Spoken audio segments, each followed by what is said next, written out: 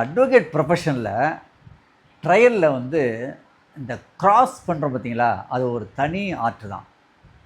அந்த கிராஸ் பண்ணுறது எப்படி ஸ்டாண்டர்டாக இருக்கணும்னாக்கா, நம்ம கேள்வி கேட்குற விதத்தில் அந்த விட்னஸ்ஸு எந்த விதமான பொய்யும் சொல்ல முடியாத அளவுக்கு நம்ம உண்மையை வெளியே கொண்டு வரணும். அதுதான் ஆர்ட். அது ரீசெண்டாக பார்த்தீங்கன்னா, இப்போ வெஸ்ட் பெங்காலில் ஒரு இன்சிடென்ட் நடந்திருக்கும். ஒரு 7 ஜுடிஷியல் ஆஃபீஸர்ஸ் வந்து கம்ப்ளீட்டாக கேரப் பண்ணிட்டாங்க வெஸ்ட் பெங்காலில். இப்போ ரீசெண்ட் நடந்தது. அதை வந்து சுப்ரீம் கோர்ட்டுக்கு எடுத்துகிட்டு போயிருப்பாங்க.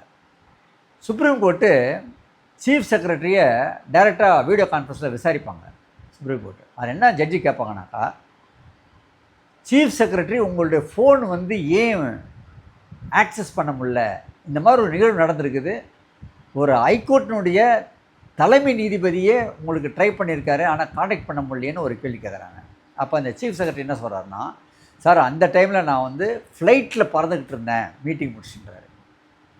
நெக்ஸ்ட் கொஸ்டின் ஜட்ஜி கேட்குறாங்க, ஆல்ரைட் நீங்கள் போர்டிங் ரைட்டு, அது முடிஞ்ச பிறகு போர்டிங் ஆன பிறகு பிளைன்லேருந்து இறங்கின பிறகு உங்களுக்கு சுவிட்ச் ஆஃபில் தானே இருந்தது அப்படின்னு கேட்குறாங்க. அதுக்கு அவர் ஐஏஎஸ் ஆஃபீஸர் சீஃப் செக்ரட்டரி சொல்கிறாரு, இல்லைங்க அது வந்து அப்படி தான் கேட்கும். காரணம் என்னன்னாக்கா, இந்த ஹைலி ப்ரொடெக்டிவ் நம்பரு அது எல்லாராலும் ஆக்சஸ் பண்ண முடியாது, அதனால தான் சுவிட்ச் ஆஃப் மாதிரி கேட்குதுன்றதை பதில் சொல்கிறாரு. அது மறுபடியும் ஹைகோர்ட் சுப்ரீம் கோர்ட் ஜட்ஜி சொல்கிறாங்க, ஏங்க உங்கள் ஃபோனை வந்து ஹைகோர்ட்டுடைய தலைமை நீதிபதியே ஆக்சஸ் பண்ண முடியாத அளவுக்கு இருக்குதுன்னா அப்படி நாங்கள் ஹைலி செக்யூர் ஃபோனு அது அவசியமானு கேட்குறாரு. அதுக்கு இவர் சொல்கிறார் மறுபடியும், இல்லைங்க நான் வந்து அந்த மாதிரி இருக்கிற சூழ்நிலை தான் இந்த மாதிரி வந்தது அப்படின்ற மாதிரி சொல்லும்போது, அப்போது ஜட்ஜி சொல்கிறாங்க, இந்த மாதிரி ஹைலி செக்யூர்டு வச்சுருக்கீங்களே, நாட்டில் இவ்வளோ பெரிய தகராறு வருது, ஒரு ஜுடிஷியல் ஆஃபீஸரை எல்லாம் கம்ப்ளீட்டாக ரவுண்ட் அப் பண்ணிட்டாங்களே, அந்த லா அண்ட் ஆர்டர் சிச்சுவேஷன் இவ்வளோ பீக்காக ஒரு ஸ்டேட்டில் போகும்போது உங்களால் ஆக்சஸ் உங்களை காண்டக்ட் பண்ண முடியலன்னா, அந்த மாதிரி ஒரு சுச்சுவேஷனில் நீங்கள் தேவையே இல்லையே, உங்கள் ஃபோனும் தேவையே இல்லையே அப்படின்ற மாதிரி கேட்குறாங்க. அப்புறம் கடைசியாக அவர் வந்து மன்னிப்பு கேட்குறாரு.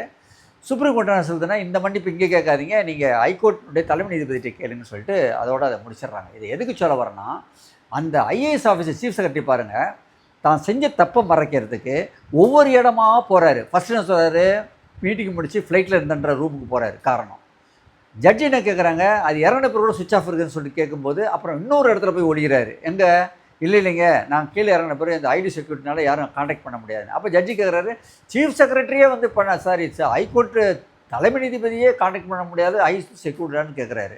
அதுக்கு உடனே சொல்கிறாங்க, இந்த மாதிரி இல்லைங்க அதுக்கப்புறம் தான் சாரின்னு கேட்குறாங்க. ஸோ என்ன விஷயம்னா, அதை நீங்கள் இன்ஸ்டாகிராமில் போட்டிருப்பாங்க. In such a way supreme court ஜட்ஜஸுங்க வந்து அவ்வளோ அழகாக அதை கிராஸ் பண்ணியிருப்பாங்க. இதை நம்ம படிப்பினே எடுத்துக்கிட்டு நம்ம சாதாரண ட்ரையல் நடத்தும் போது கூட அந்த ஸ்டாண்டர்டை நீங்கள் ஃபாலோ பண்ணணுன்றது தான் என்னோட விருப்பம்.